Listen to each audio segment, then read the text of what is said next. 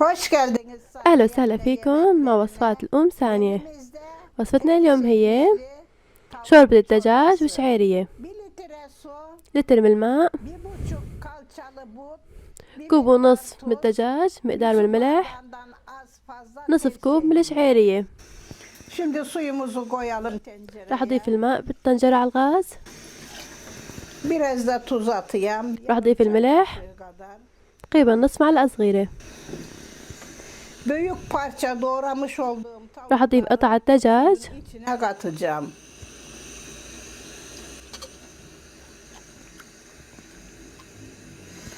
Ağzını kapadıyorum. راح أغطيهن وأتركهم على الغاز حتى يستووا. Şimdi ağzına راح أخلي المي تغلي عليهن. köpük gelecek.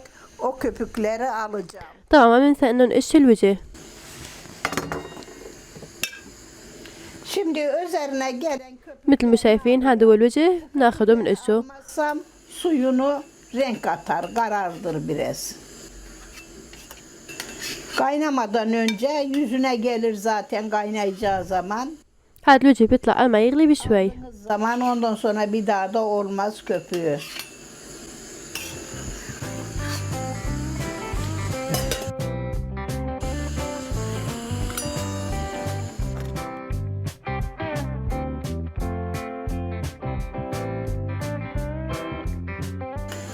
Ben içerisine yağ أنا أبدا ما ضفت زيت، في ناس بتضيف زيت، أنا ما ضفت. إذا بدكم فيكم تضيفوا زيت. İsteyen hemen yarım kaşık tereyağı da koy, bir kaşık sıvı yağ da koy. إذا تحبوا فيكم تضيفوا معلقة زيت. Ağzını kapatıyorum, altını kısık. هلا راح أغطيها وهدي الغاز. Ağır ağır pişecek. 20 خليها dakika. تستوي على الهدى. Tavuğumuz yarım saatte pişti. أخذت تقريبا نصف ساعة عم تغلي. Şehriyesini koyacağım, kekiğini koyacağım. بعد ما استوت راح أحط الشعيرية. Şimdi şehriyeyi koyalım. Bir çimcik de kekik koyalım. إذا تحبوا فيكم تضيفوا رشة زعتر. Ben atmayacağım. Şimdi ağzı açık pişecek. Ağzını kapatırsam hamur oluverir. Çorbamız pişti. هلا هيك استوت، طلعت جدا طيبة. انتو كمان حضروها. لا تنسوا الاشتراك بقناتنا الأم ثانية.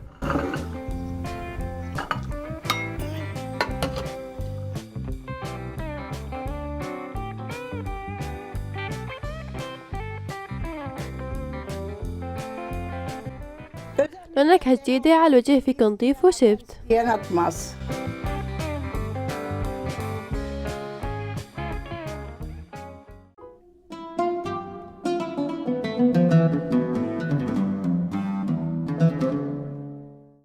وصفتنا اليوم هي بورك بالسبانغ. مكونات العجينة: Malzemeler. نص كيلو طحين، Un. مقدار ملح، Tuz. 2 yemek معلقتين kaşığı زيت sıvı زيتون، yağ, مقدار من المي. kadar su. Şimdi هلا رح بلش اعجن عجينتنا. عجينتنا ما لازم تكون ابدا سميكة، لازم تكون لينة وطرية.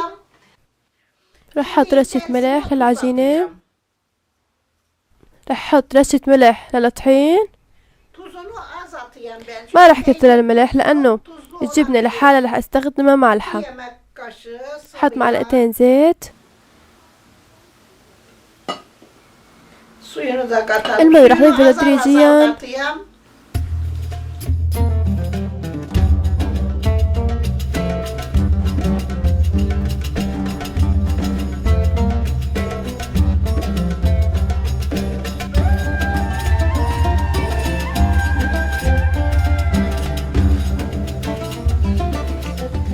Hamuru ne كل ما عجنتيها اكتر sen كل ما صار فتحها اسهل. Şimdi هيك عجينتنا جهزت. Şimdi مثل ما شايفين طرية كتير. kulak memesi gibi onu lula şeklinde yapayım. Şimdi هلا رح اقطعها قطع. yaptım. Onu parçalara böleceğim. Mandalin kadar قطعتها لخمس قطع.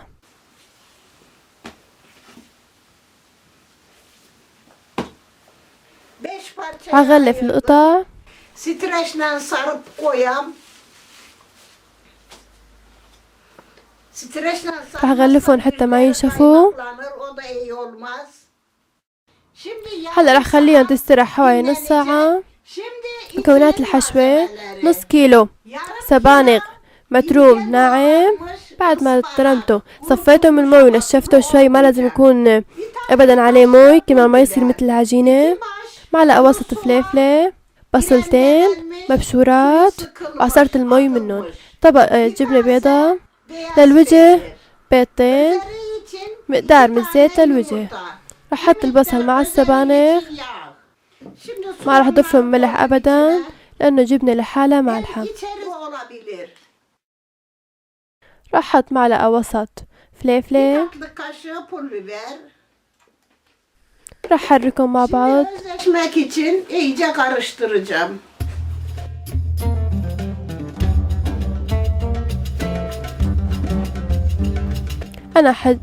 أنا جهزت الحشوة، رح بلش افتح العجينة. Açacağım. احرش بالأرضية وعلى الوجه شوية طحين. Un. Şimdi بلش açmaya افتحهم. başlayayım.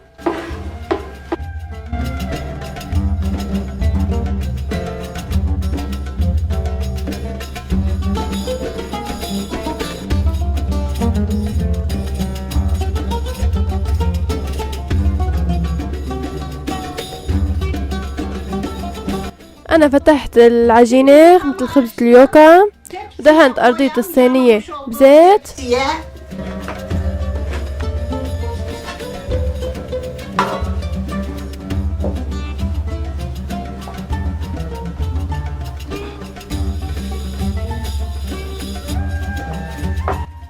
مديتها بالصينية. أنا داهنة أرضية الصينية بالزيت. رح أحط السبانغ والجبنة. فتحت العجين كلياته نفس الشي.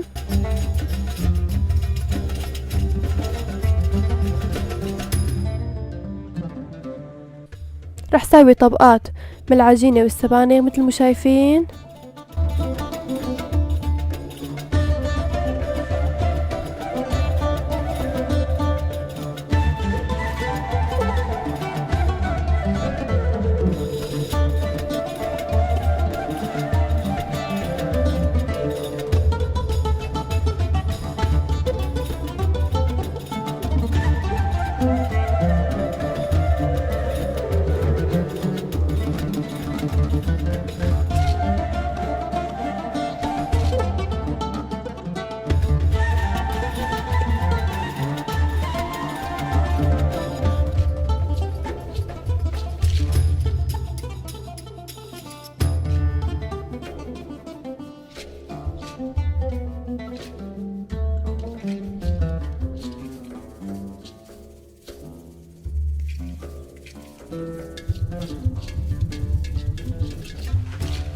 هلا تاني فتحت عجينة بهالمستوى.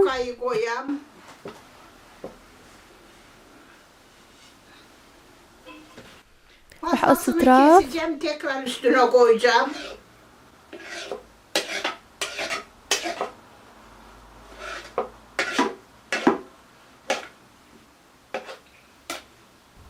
راح احط لها كم رشة، Arasına da biraz sıvı yağ. احط لها كم رشة من الزيت.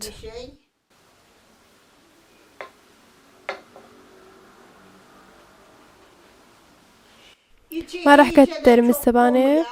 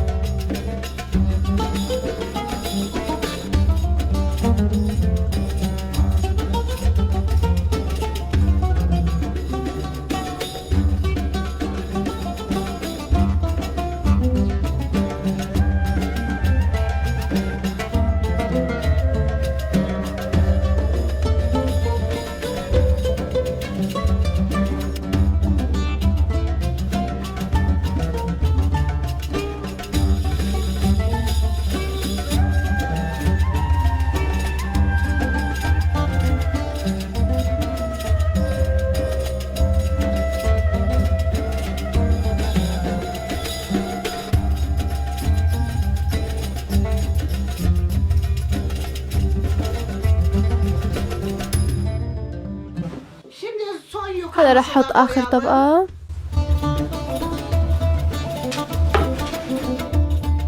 بقص الاطراف.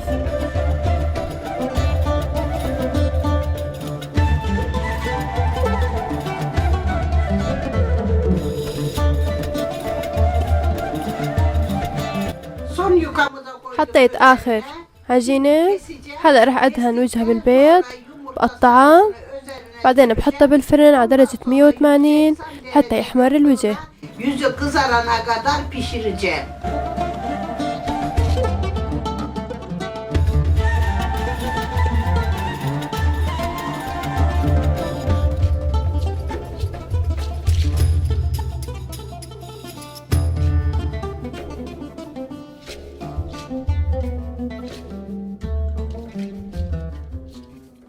Yumurta sarısının içine حطيت حوالي معلقتين زيت.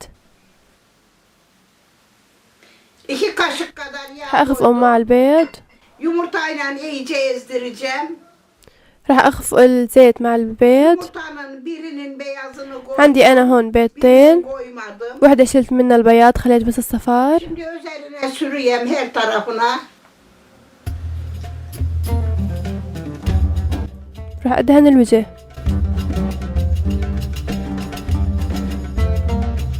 180 derece. راح احطها بالفرن على درجة 180 حتى يحمر الوجه. برك بالسبانخ جهز، طلع كتير طيب. ألف صحة وهنا. لا تنسوا الاشتراك بقناتنا الأم ثانية.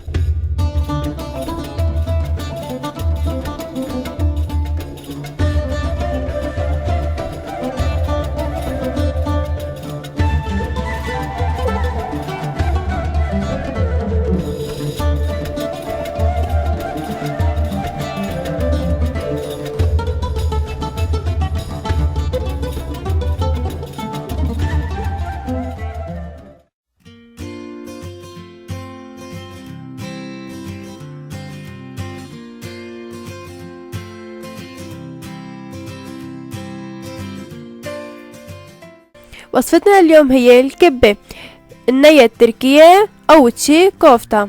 المكونات: 3 كاسات من البرغل الأسمر الناعم، بصلة مترومة كتير ناعم، نص حزمة بقدونس، 4 معالق دبس بندورة، 3 بندوريات مبشورات، 4-5 فصوص توم متروم كتير ناعم، 4 معالق زيت زيتون، معلقة وسط ملح، معلقة فليفلة، معلقة وسط كمون، معلقة وسط فليفلة حادة كتير، معلقة وسط سماق، معلقة وسط فليفلة حمرا، معلقة صغيرة فلفل أسود. بطبق حطيت 3 كاسات من البرغل، برغل خاص الكفتة. أحط البصل والثوم، 3 بندوريات مبشورات.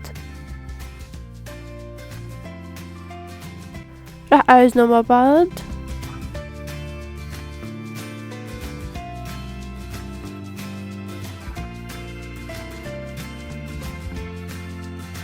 هلا راح أضيف البهارات كلياتها، راح أرجع أعجنهم حوالي 10 دقايق. أول شي الملح والسماق والفلفل الحادة والفلفل الأسود والكمون والفلفلة الحمراء والفلفلة. هلا مرة تانية حوالي 10 دقايق رح ابقى عم اعجنون.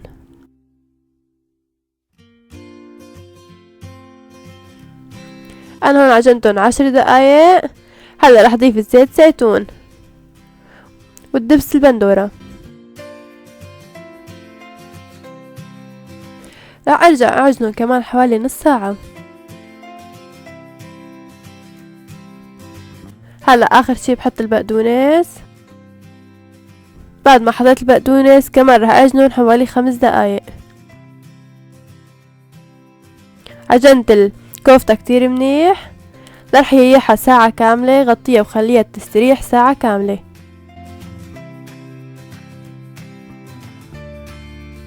بعد ما ارتاحت ساعة هلا رح بلش شكلها مثل مو شايفين. ايدي رح اكبس عليها اصابعي الاربعة، بكبس عليها لحتى تصير معي بهالشكل. هيك وصفتنا بكون جهزت. الف صحة وهنا. لا تنسوا الاشتراك بقناتنا الام ثانية.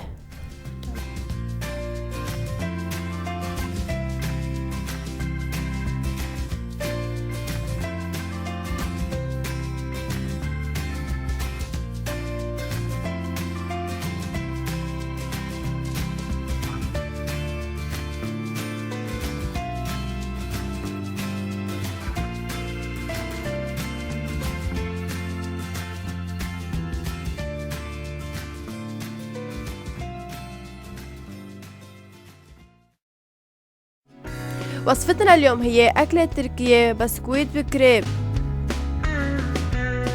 المكونات: مكونات خليط البسكويت: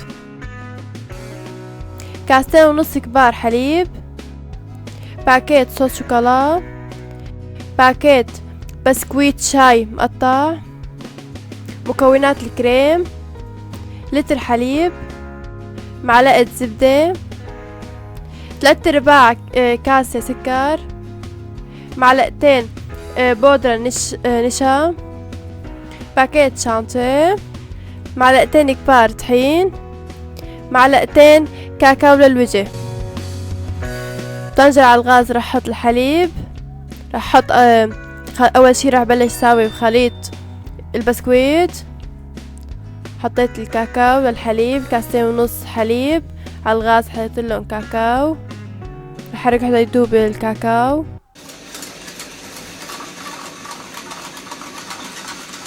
بلش يغلي، بحركه شوي تاني.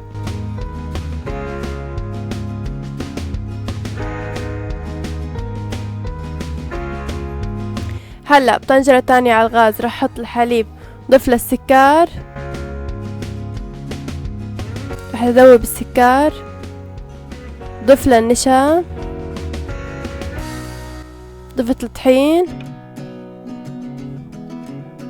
ضل عم حركهم لحتى يغلي.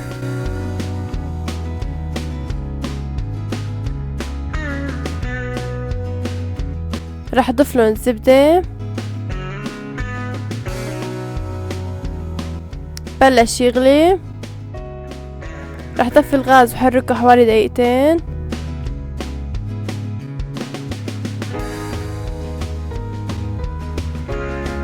رح خليه يبرد شوي تاني. هلا بعد ما سويت صوص الكاكاو راح اضيفه للبسكويت المقطع.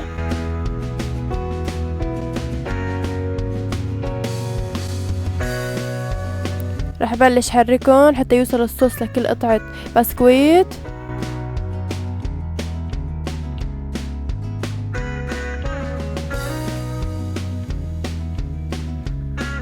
بهالشكل بلش البسكويت يبجبج. بعد ما حركته حتى صار بهالشكل. هلا رح احطه بصينية بعد ما دهنت ارضيتها بالزبدة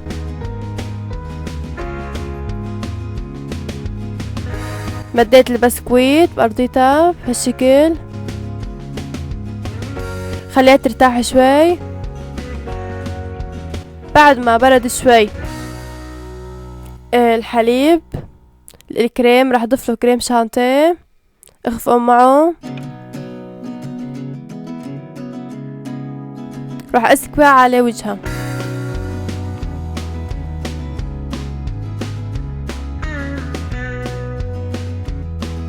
هلا دهنت على وجهها. راح احط شوية كاكاو، رش شوية كاكاو على الوجه.